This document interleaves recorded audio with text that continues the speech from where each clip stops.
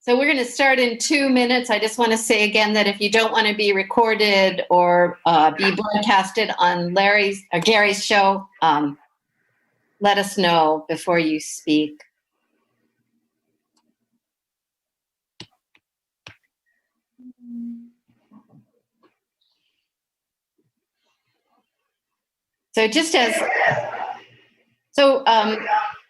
What I'm going to do now is mute everyone. Welcome, everyone. Thank you so much. I feel better already just seeing you.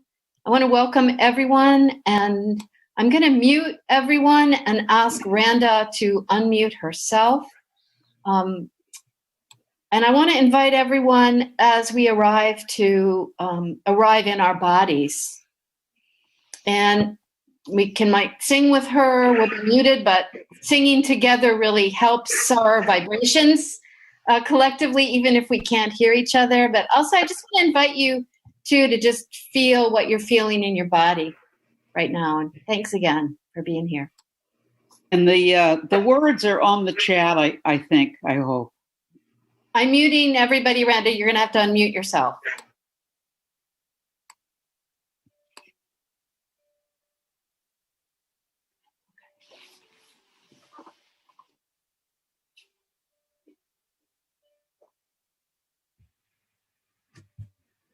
Randa, you muted.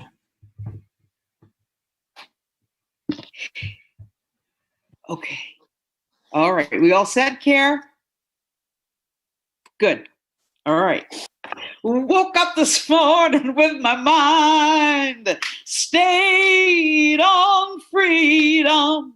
I woke up this morning with my mind just stayed on freedom. I woke up this morning with my mind stayed on freedom. Hallelujah, hallelujah, hallelujah. Well, I woke up this morning with my mind, sing it with me, stayed on justice. I woke up this morning with my mind stayed on justice. Oh, woke up this morning with my mind just stayed on justice. Hallelujah, hallelujah, hallelujah.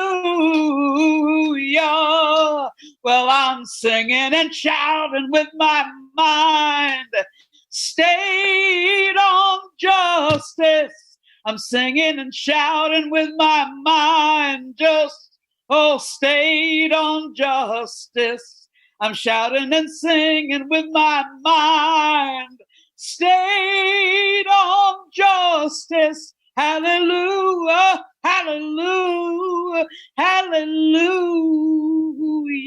Ooh, yeah. I woke up this morning with my mind just stayed on freedom. I woke up this morning with my mind stayed on freedom. I woke up this morning with my mind stayed on freedom. Freedom. Hallelujah, hallelujah, hallelujah.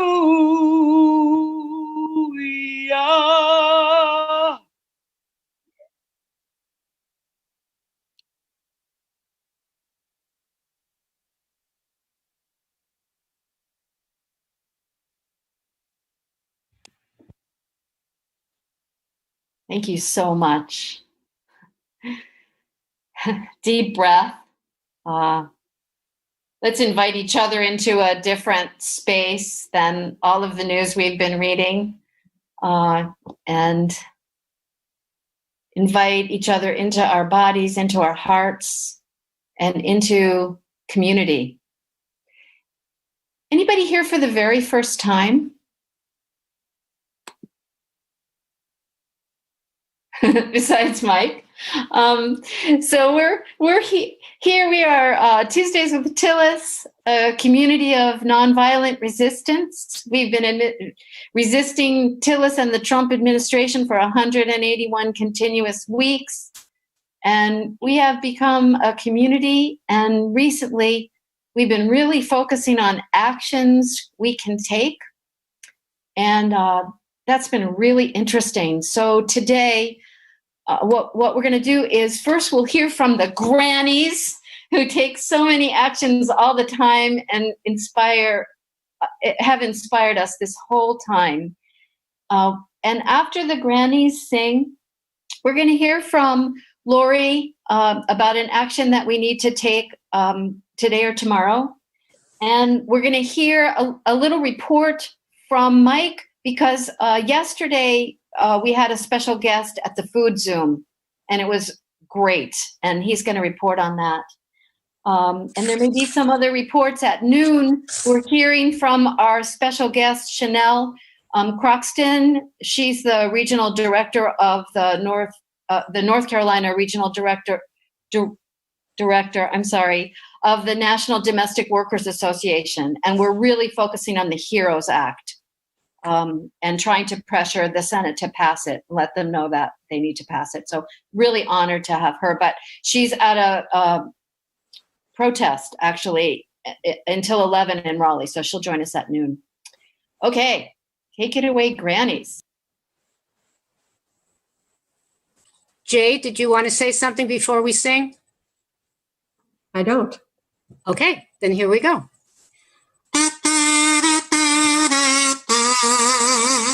We're singing for the HEROES Act. We need it passed today, 'cause COVID's still around and working folks have lost their pay. They feed the nation and they keep us strong. So pass the HEROES Act. Domestic workers, farm workers, nurses, barbers too need a steady income all the whole year through. They pay their taxes, they deserve a living wage. So pass the HEROES Act. College students, children out of work or sick. Immigrants or native born need your help right quick. We need this bill to keep our nation strong. So pass the HEROES Act. We sing today for dignity for each and every one. All families need an income, no matter where they're from, to feed and clothe and house them safe and free from harm. So pass the HEROES Act. Listen up, you senators, the ball is in your court. If you don't pass the HEROES Act, your term will be cut short. We'll vote you out if you won't heed our cries. So pass the HEROES Act. Fuertes, fuertes, fuertes somos ya. Fuertes, fuertes, fuertes somos ya. We're the voters rising up today to pass the HEROES Act. Yes, we're the voters rising up today to pass the HEROES Act.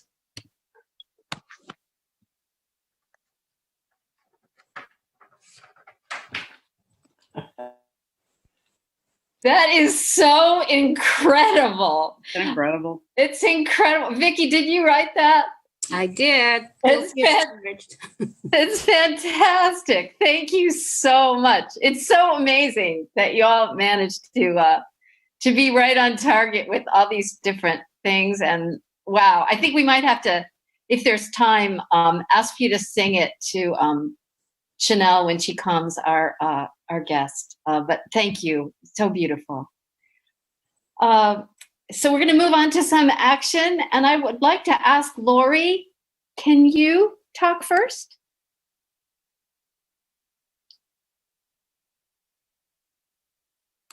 Lori Fox? I'm okay. Okay. Yeah, just briefly, the administration is trying to change the rules for asylum seekers in order to prevent worthy souls from entering our country. They're basically the changes that they would make it virtually impossible for especially people from El Salvador, Central America, and Mexico. You know, the asylum is an internationally understood term, and it's basically for people to be allowed to come into a country if they're seeking refuge from fear of persecution, for religion, for nationality, for political opinions, for the social group to which they belong. And what this new asylum rule will reduce and almost eliminate much of those reasons for seeking asylum. In particular, there will be a ban on all claims arising from gender-based harm, including victims of domestic violence, claims persecuted for their sexual identities, or LGBTQ status or advocacy even. They would ban all claims to gang violence, including those who have worked against gangs. They would significantly reduce the protections for all those facing persecution based on their political opinions or advocacy. They basically want to paint asylum seekers as liars who are trying to game the system. So this new regulation would go into effect. Actually, I'm not sure of the date, but in order to voice our public opinion, and we need to write on the government website, we have to submit our opinions by 11:59 p.m. tomorrow night. I'm sorry it's such a short notice, but between now and then we have time to voice our opinions. There is in the chat a link, except apparently it doesn't work in the chat. You'd have to copy it and post it in your own email, or in Jules' email this morning, the link works. So you can get talking points on the link, and you can actually submit your comment from one of the other links. So please do so before tomorrow midnight. That's it. There are many more reasons. I just, I didn't want to read them all to you. I'm not hearing anybody. We would have time for a few questions. This is important. So who's behind this exactly? I received this email from the North Carolina Justice Center, but many organizations are behind it. I just happened to receive it from the Justice Center. Good question. I see. What I meant was McConnell. I meant McConnell or. I think it's, the one and only Miller. Yeah. Oh, I see. Right. It is terrible. It is. I see. It's just horrendous. It's like sending the kids back who arrived on boats during World War II, refugees. Just send the boat back. Have them exterminated. And that's the kind of political perspective it is. It seems to eliminate everything. Is this to be an executive order, or is it going through Congress? It's a regulation. I don't know. Yeah, I don't actually know what the real process is, but it's an immigration regulation. Diane Robertson just put in, there's also a plan to allow civilians to enforce ICE regulations Right. And I saw that too. That's unconnected to this, right? No. But Yeah, this is for people entering the country. right. ISIS to throw them out of the country. Right. It's just all a piece. It's all connected. Yeah, right. No, that's right. Holy. That's right. But I do want to lift that up because I saw this as well, that there's going to be a citizens brigade also masterminded by Stephen Miller, people who will be armed. And Diane, you make a very good point that it's in time for the elections. So we have people walking around with guns. And I don't know if there's anything we can do to resist that. So this is legalizing vigilantes, basically. We used to call them Exactly. vigilantes. Now they're being called deputies. Same thing. Same thing. Not by any other name. Yeah. Yeah. So anything we can do about that other than voting these assholes out? Excuse my language. I think we have to voice our outrage to our current representatives. I mean, we can't be quiet about it. We can't not say anything. Yeah. Yeah. Good. Good. And not to mention senators. Yeah. Good. Karen, I think you asked a good question. Is there anything we can do? I listened last night to a talk by Lisa Fithian on.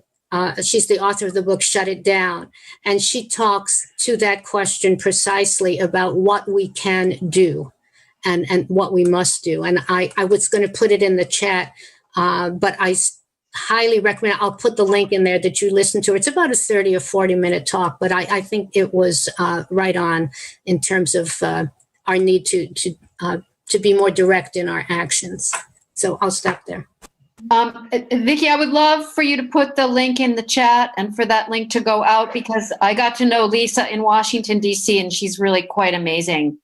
Yeah, thank you for that. Okay. And remember that Ann Robertson, who is an immigration attorney in Raleigh, will assist any undocumented person for free on Tuesdays. Just call her and make an appointment. If you know someone who is really needing an attorney, she is excellent. The refugee program has gone down the tube. She said that just doesn't even, we can forget that for right now. Lib, can you put her name in the chat or have someone put her name in the chat? Sure. Thank you. Thank you. Thank you so much. It looks like also that universities, but other entities are suing the government to try to stop them from throwing international students out of the country who are not enrolled in classes.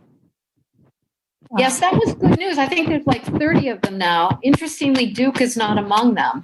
Actually, they are. Oh, good. Okay. Okay. Yeah. Great. Great.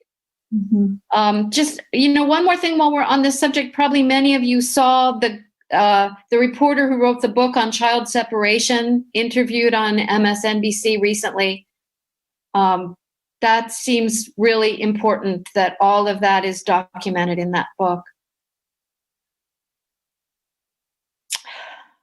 And, maybe we should have a speaker about that at some point. Maybe think about that. Okay, wow. Okay, really important. So yesterday, there was a hugely uplifting Monday food Zoom call. We have these calls every week, a group of us that are interested in food insecurity and supporting food providers. And we had the pleasure of welcoming Jenna Wadsworth, who is running for North Carolina Commissioner of Agriculture. And I asked Mike if he would talk a little bit about what that was like. Before I start on Jenna Wadsworth, I'd like to just pass along some information. I watched a two-part series on PBS over the weekend called American Experience. It's about the suffragist movement and the 50-year strive, their 50-year effort to Secure the Vote, which started in 1870 and culminated with the last state to approve it in 1920. It's 4 hours long, two two-hour programs, but it was inspiring to watch these women never back down. So I believe it's worth watching. Anyhow, Jenna Wadsworth, I only went to this because I wanted to hear what she had to say. I was not familiar with who she is. She's an incredible young woman. I'm from Chicago, and although he was not my state senator in 2004, I was extremely inspired by Barack Obama when he made a speech at the Democratic Convention. And I think that this woman, who's only 31 years old, is possibly that kind of a person, once-in-a-lifetime leader. She was amazing. This is a quote that she put on her website. I guess what drives, she's also running against the fourth-term incumbent, Steve Troxler, and as she said yesterday, as she takes her runs through Raleigh and passes his office, every time she's ever gone by, the lights have never been on. So I guess that's reason enough to go out and vote him out. Anyhow, here's a quote. I guess what drives me is knowing that my work with soil and water, or with my nonprofit, or with international affairs, or with the School of North Carolina, School of Science and Math, NC State, all of these things that make a difference. She was raised on a farm in Johnston County. She's born in Raleigh, raised on her grandparents' farm in Johnston County. She graduated from NC Science and Math in 2007. 2011, she graduated magna cum laude at NC State. 2010, she set history as a 21-year-old with her election to a 4-year term of the Wake County Soil and Water Commission. She is an environmentalist and will use this in her approach as commissioner. She was reelected in 2015 to the Wake County Soil and Conservation. She is a Farm Bureau member. She is a gourmet cook, and she loves to use the produce that she grows herself to make her meals. The key issues that she stands for: farmland preservation, climate change is real and building resiliency into our farm plans, expansion of new crops and diverse revenue streams, including the promotion of hemp and cannabis legislation, environmental education, especially in our public and private schools, water quality, food science research, soil health, local foods, agribusiness development, fair farm labor practices, and immigrant support for renewable energy rights, rural broadband, and rural healthcare investments. Her opponent is Steve Troxler. He's been in office for 16 years and wants to have 4 more. It's time to vote him out. And again, she is, I believe, a true progressive that can really bring future to it. So in 4 years, she'll be eligible to run for president. She's got my vote.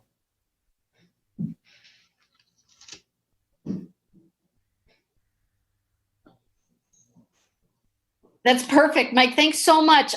Questions or comments? Other people were on that call and may want to chime in. Yeah, Mark, go ahead. I was on that call also, and I agree with Mike. She's very, very impressive. And what I liked was she was tying everything together. So it wasn't just agriculture. She was looking broader and the broader impact that everything has these days on everything else. She sees that, and I don't know that Troxler has a clue. So I think it was really impressive, I think, to see her ability to look at the bigger picture. And then also liked how she was taking the things that Mike talked about, that list, she was turning into specific things she wanted to have done. So, having programs in our classes, in our schools that would give people appreciation for where their food is coming from by actually using land available at schools to start raising crops and having kids understand what that means. So she's very, very impressive. I would highly recommend that if you get a chance to listen to her. She's really, really dynamic, and I think could be an excellent choice. And I also, she really at least talked about poverty. She at least talked about inequality in terms of so much with rural, urban, and really getting the internet in terms of, I know there's there's a better phrase for all that. She really got that. So I was very impressed. She actually made me cry. She was so inspiring, and Yeah. she really understands systemic poverty and systemic racism, and how her work as the Commissioner of Agriculture can just move things in a whole different direction than we're in now. And Troxler takes money from oil and gas. He's on the side of the big agribusiness. So I think any way that we can support her, I'm hoping that maybe Flip NC and Neighbors on Call may get behind her candidacy. Didn't she win the primary in March? The Democratic primary? She must have, because she's running against the Republican now. Yeah. Yes. And that was a big win, because there were several people running on the Democratic side. Yeah. Great. So I think we can put that in the good news category. And when there's a blue tsunami in November, she'll be swept along in it.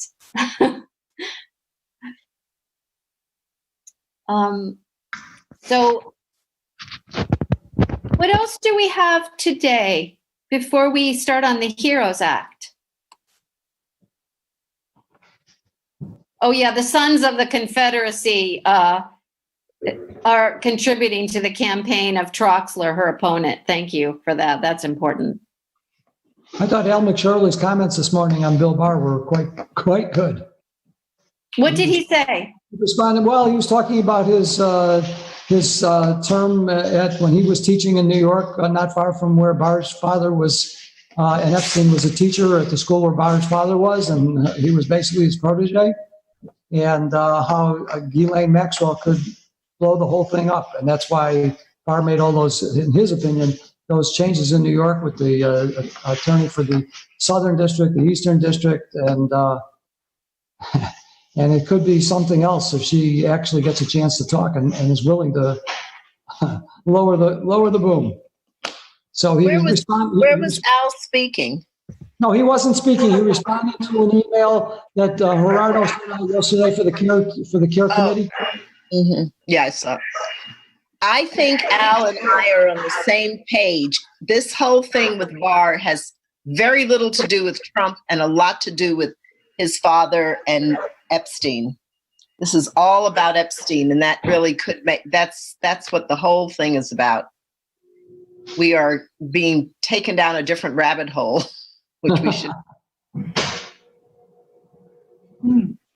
This is Lib. I heard yesterday from YH, who's on the phone, that in Pittsburgh, there is a huge flag. You probably already know that. Billboard. Yeah. You already know about the billboard? I'm sorry, I didn't. No. This is great. So yeah. The community has actually funded a billboard that is put up right next to the flag, and it will be up until December. Black Lives Matter. Yeah, this is the huge Confederate flag, and the billboard is right. Yeah. Thanks, YH. Yeah, thanks, YH.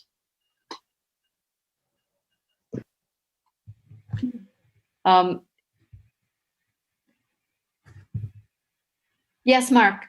Mark, I'd like to just thank the care committee. Gerardo, that was a wonderful note yesterday that you sent. Thank you so much. Thank you so much. Great. Can I remind people about the Black strike that's happening on Monday? Good. 20th all over the country. A lot of it is virtual, but there are at least 25 cities where there's going to be actual actions, and Durham is one of them. The downtown McDonald's in Durham on Morgan Street at noon, there will be people there protesting the low wages, the lack of access to unions, the lack of protection for workers in a number of low-wage industries across the country. So hopefully we can each find a way to support and participate that. The Poor People's Campaign has taken it on and pushing it really hard as one of the coalition partners with unions, a lot of different unions. Jan, yes, Maple. They're looking for people to come down, and physically they would love more people over. Speaking of the Poor People's Campaign, in case you missed it, this morning in the New York Times, Reverend Barber's Repairers of the Breach is the recipient of funding from the George Soros Foundation. They are making a $240 million commitment for long-term change in the area, obviously, of race and equity. And one of the organizations that was selected is Reverend Barber's Repairers of the Breach. So I thought that was really quite significant. It's a good article if anyone, go find it in the New York Times. Great. Thank you so much.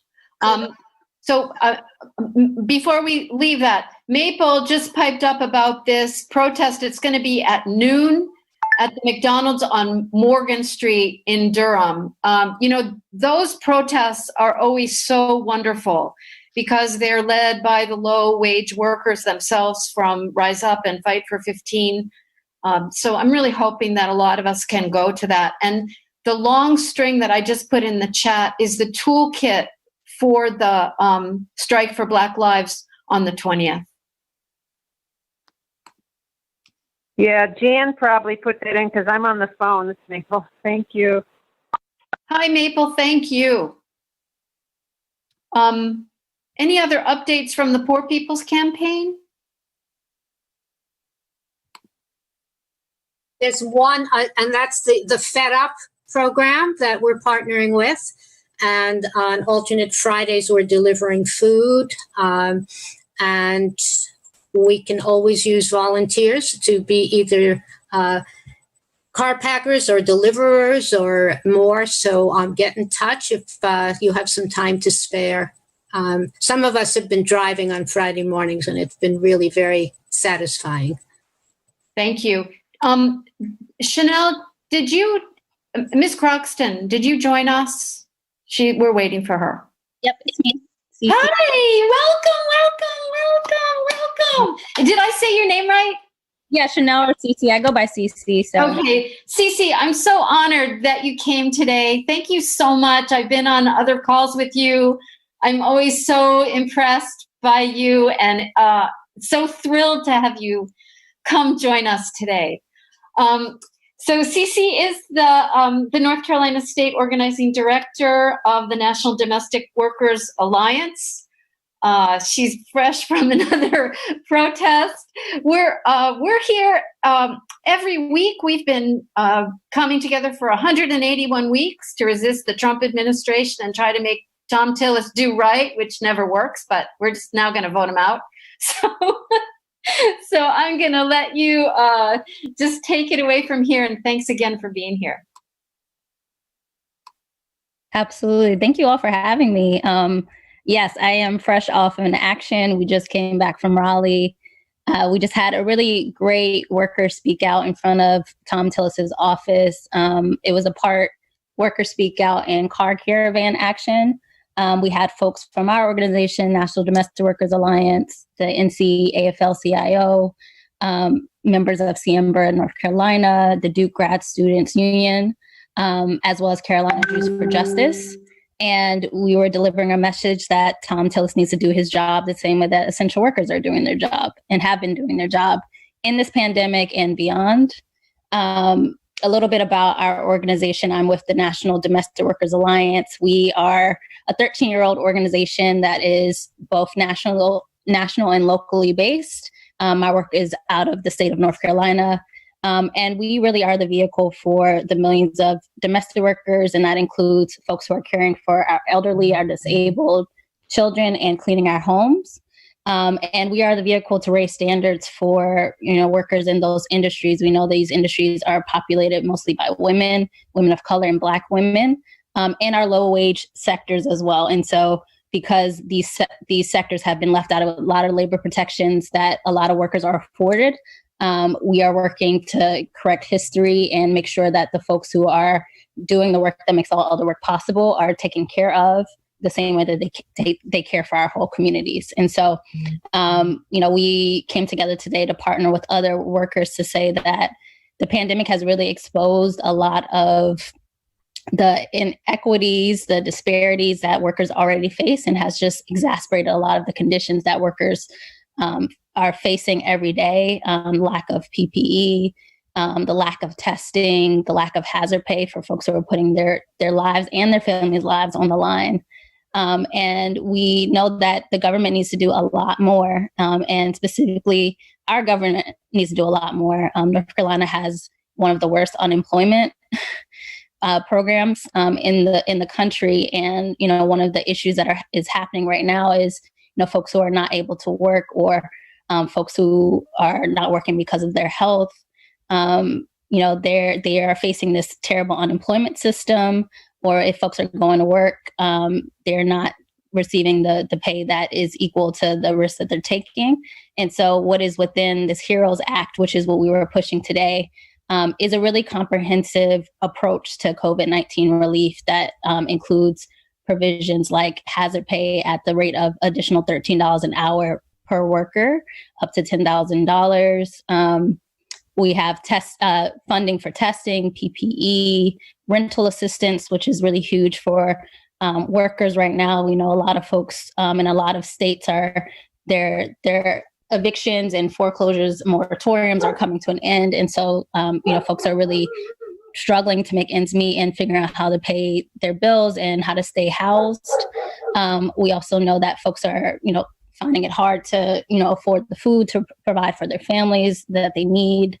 And a number of things that, are facing a lot of us. And so it's really important for us to come together as both supporters and also workers to lift up the voices of the folks who are on the front lines and have been on the front lines, and say that our government cannot fail us. Our government has a history of failing us, and this is a time to put people before profits and put people before the economy.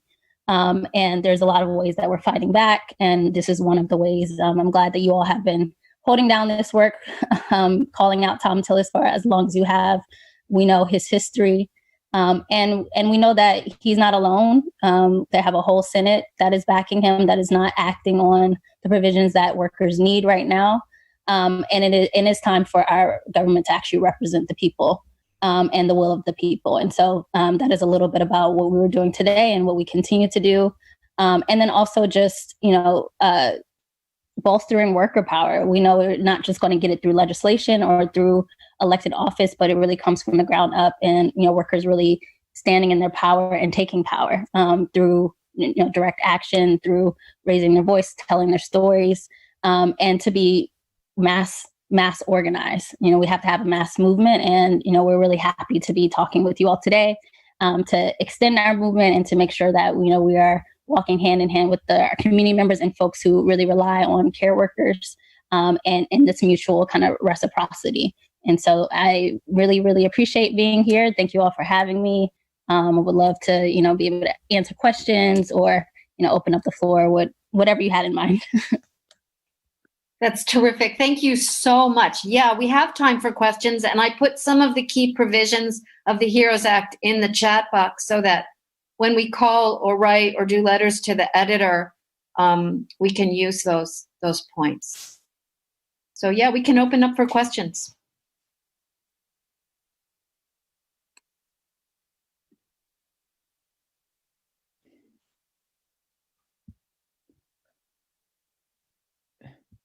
Is that the Raging Grannies? It is. We love the Raging Grannies. How many people were there today at Tillis's office? Yeah, so we had, so out on the sidewalk, there was the 4 workers speaking. We had a number of people capturing the live stream, and then we had about a 25 to 30 car caravan behind them. Yeah. So it was really powerful. So I have a question, Cece. I'm Maggie. I'm a Raging Granny. Can you tell somebody, not me, but a way to put it in the chat, how your organization is? Do we go to the website of the NCWA to find out more, or is there a larger one with all of your organizations and a website and so on? Thank you. Yeah. So there's a number of ways to capture information about our organization. Our website is one of those. Folks can go to domesticworkers.org. And actually on the front page is a petition to support the HEROES Act and to send in a letter to your senator about passing the HEROES Act. And so that's right there on the front page. We are also doing a number of things that you can plug into on our website. One of the things we've been doing since the COVID-19 pandemic broke out is doing mutual aid for our members, not only just our members, but also domestic workers at large. So we have a large care fund. And so we've been sending out $400 one-time payments to workers in this time to make sure that, the economic impacts of the pandemic haven't prevented them from being able to afford the things that they need to afford. And so that's one of the ways, obviously donating. And then, I think another way that folks can, bolster the work we're doing is always like lifting it up on your platforms, being able to speak to your folks in your community about the work we're doing. I think a lot of folks are touched by care work. So maybe you have someone in your family who is receiving care from a home care worker or a direct care worker, or you have grandchildren who are in childcare, or you have someone coming in to clean your home. And so we're always making those connections with folks who might be employers or folks who might be touched by care. And we know that care, like having a care economy that works for all, is something that we all can get behind, something that we all benefit from. And so there's just a number of things that we move, whether it's on the legislative side or on the organizing side, in order for us to really realize a care economy that works for all. And so, folks can get on our listserv to find out upcoming actions, other ways to support campaigns that we're running, federal legislation or statewide legislation. But the best way is to, kind of go on that website and sign up. Great. Thank you. Cece, we have time for other questions, but I wonder if you could receive a gift from the Grannies, which is they wrote a song about the HEROES Act, and I bet they'll sing it for you. We've already heard it, but I want to hear it again, and I think they would love to sing it for you. Okay? So just receive this as a gift of gratitude to you for all your organizing and our commitment to organize around this as well. Thank you so much, Cece. Yes, this one is for you.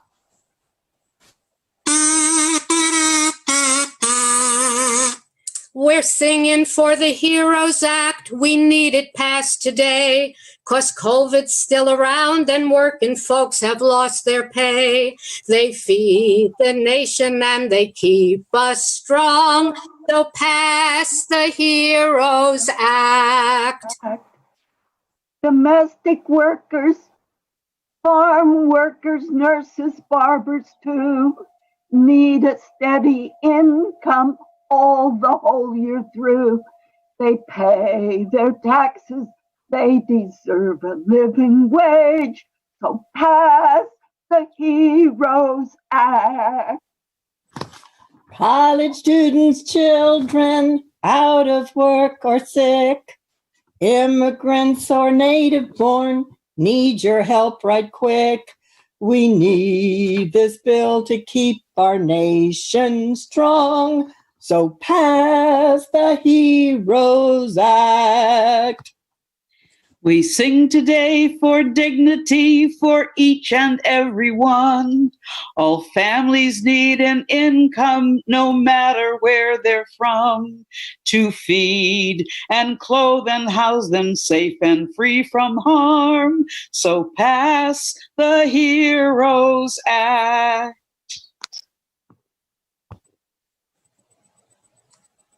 I think we might have lost Karen. Her verse was, "Listen up, you senators, the ball is in your court. If you don't pass the HEROES Act, your term will be cut short. We'll vote you out if you won't heed our cries. So pass the HEROES Act." Fuertes, fuertes, fuertes somos ya. Fuertes, fuertes, fuertes somos ya. We're the voters rising up today to pass the Heroes Act. Amazing. Thank you. I hope it was okay. I recorded that just for myself, but that was amazing.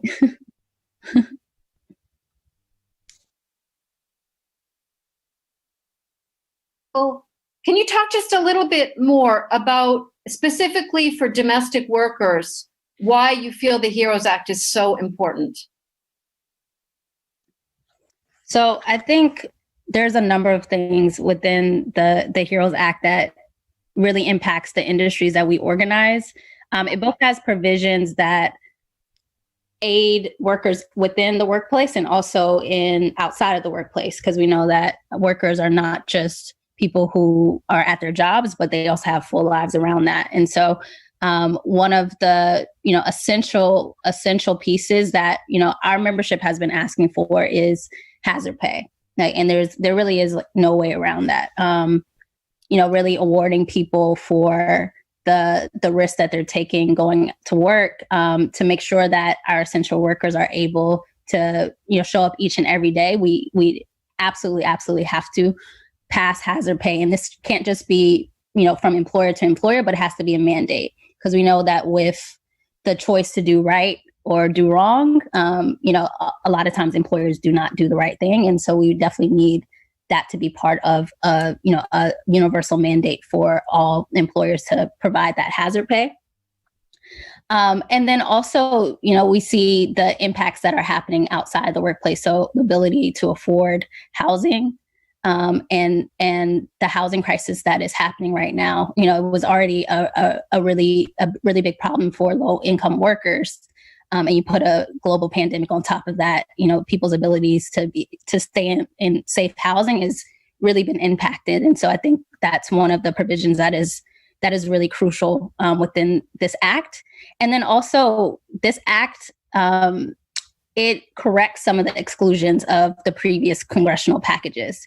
And so one of the highlights of this one is that those stimulus checks that we saw before that undocumented immigrant workers were not receiving, although they've been doing the work and doing the work consistently, that has been corrected. And so within this, it actually allows payments for folks with I-10 numbers, which it did not allow last time.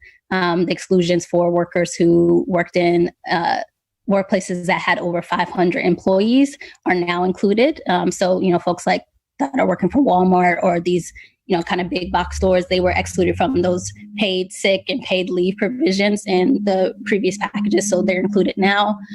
Folks who have children who are older than 17 but are still dependents, they're able to get payments for them as well. And so it's just a comprehensive omnibus bill that is correcting a lot of the gaps that existed in the previous packages. And those are the gaps where our workers lie. And so we definitely have to be able to respond to that and to do better as we continue to address and confront this virus. And so those are some of the reasons why we are really pushing for this HEROES Act. We think it's something that is necessary, that definitely provides the fundings for the things that people need and not just bailing out larger corporations. And this is one of the steps to put people first, I would say. And we know that this passed the House some time ago, almost 2 months ago, I believe, a long time ago. And it's another one of the bills sitting on Mitch McConnell's desk. Yes, is that right? There's been no movement. Yeah. Okay. Yeah. So the pressure now, we need to pressure the senators and Mitch McConnell, would you say? I mean, yep. And we're asking for senators to really take that work up to move McConnell.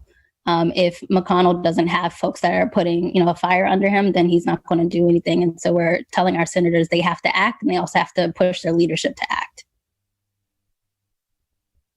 Thank you.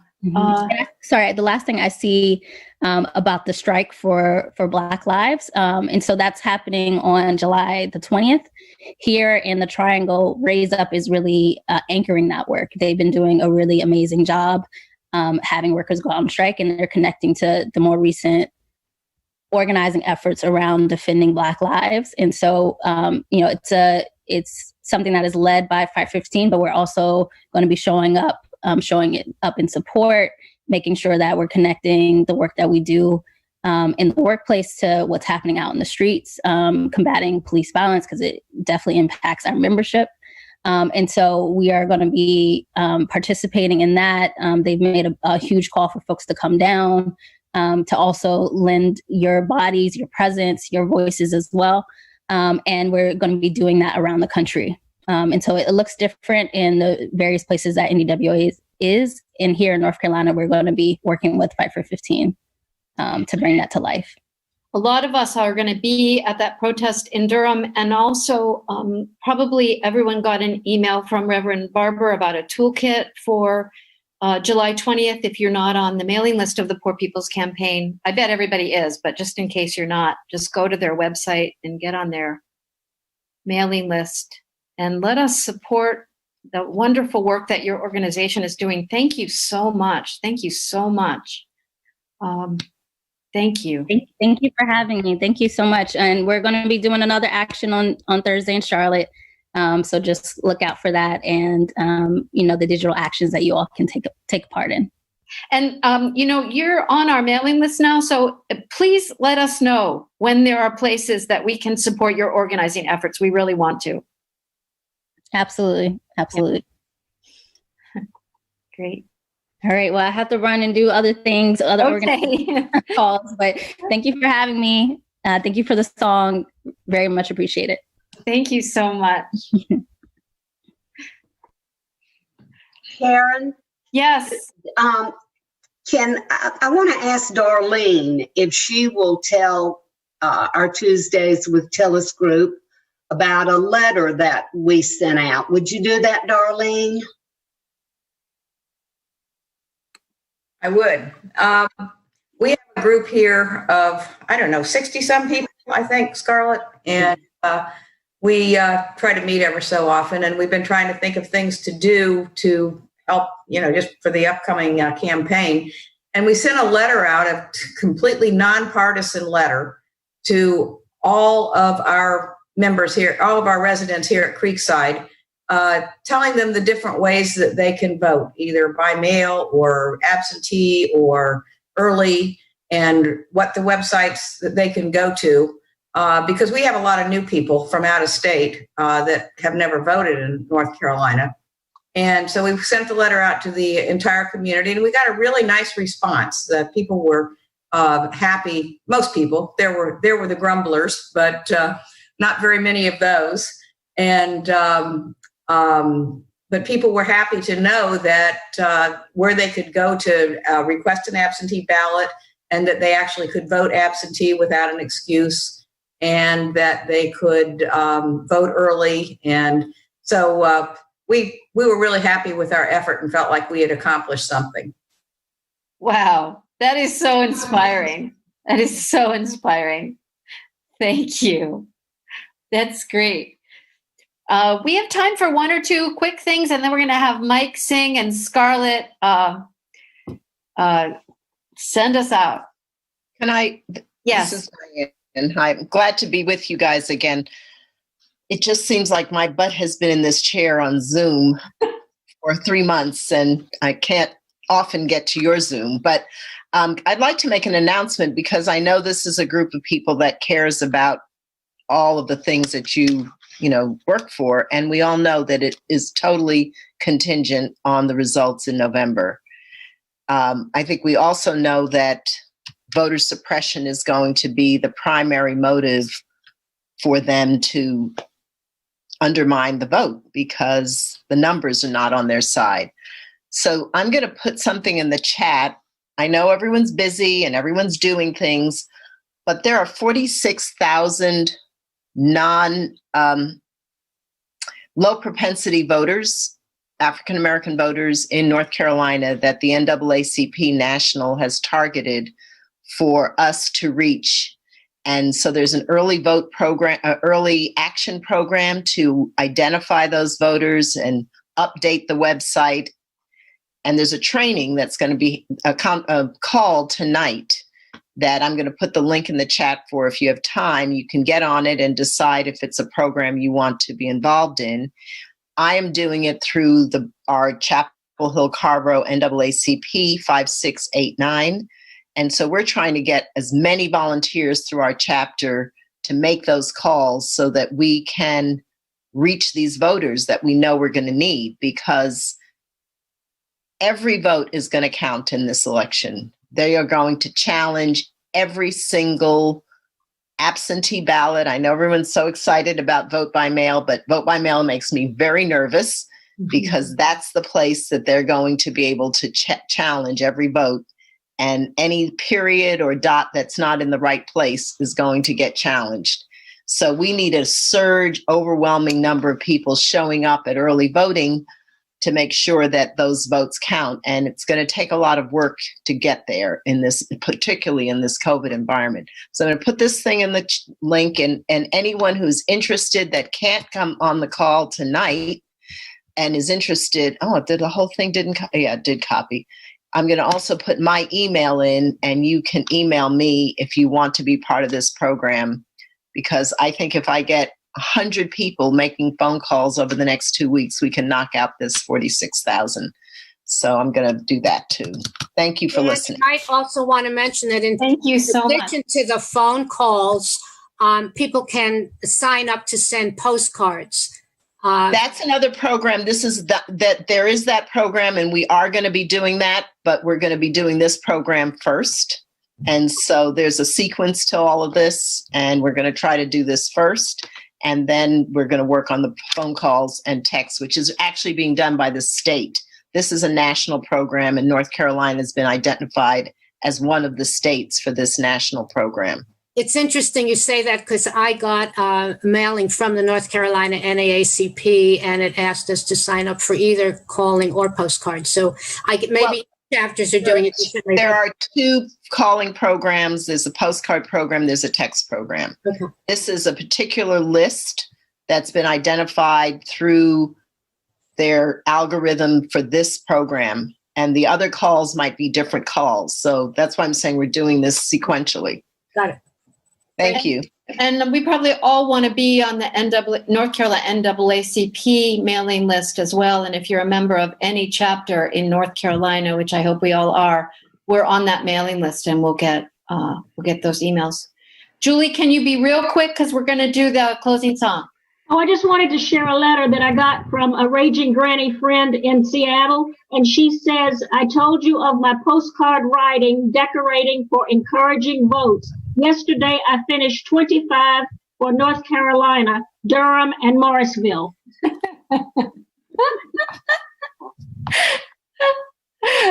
Thank you so much. That makes me happy. Okay, we're going to have our closing song now, and then Scarlett. Thank you all.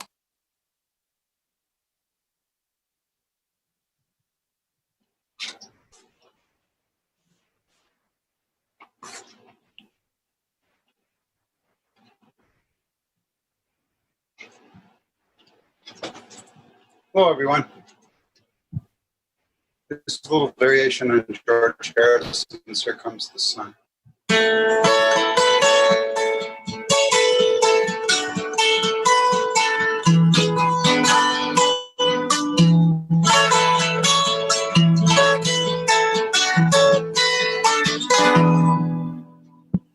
Hey, one-term Tom, do-do-do-do.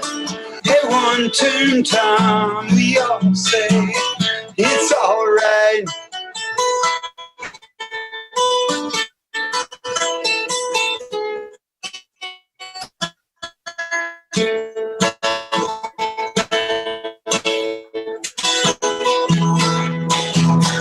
Cold, lousy tenure. Mr. Tillis, it's been 6 years since you've been here. Just one-term Tom, do-do-do, like one-term Don, and we say it's all right.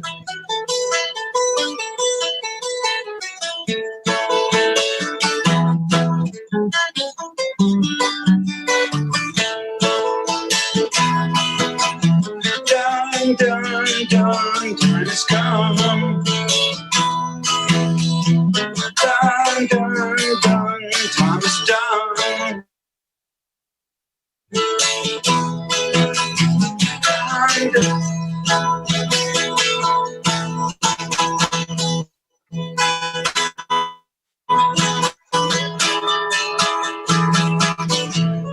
Tillis, it's time for eyes to stop. Tillis, those kids in cages make it clear.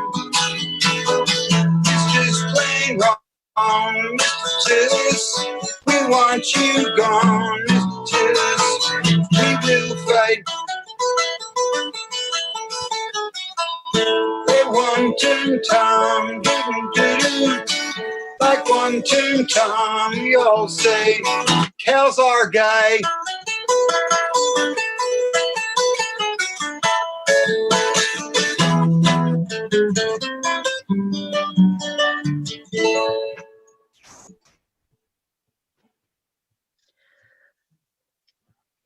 a 181 weeks. Wow.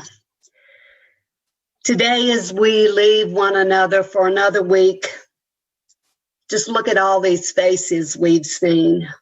Beautiful faces. There were 56 of us today.